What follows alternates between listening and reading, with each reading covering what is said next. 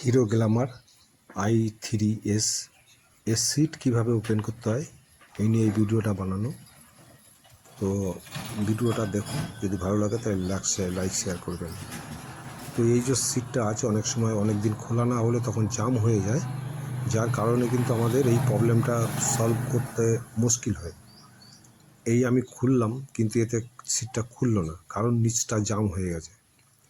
এর জন্য আপনারা কি করবেন, এই যে সিটের লকটা আছে, চাবিটা আর পিছনের যে লকটা একসঙ্গে চাপবেন। আমি ওটা স্লো মোশনভাবে দেখিয়ে দিয়েছি, সেটা দেখেও করতে পারেন। তো এইভাবেই সিটটাকে আমাদের ওপেন করতে হয়।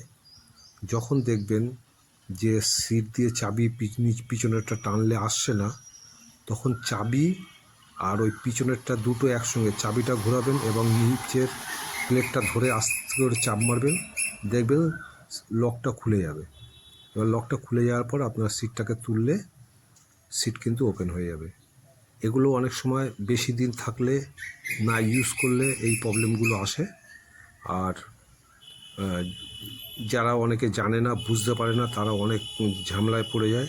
তো এইভাবে খুলতে হয়, এটা মাথায় রাখবেন। তো যদি ভিডিওটা ভালো লাগে তাহলে অবশ্যই লাইক শেয়ার করবেন।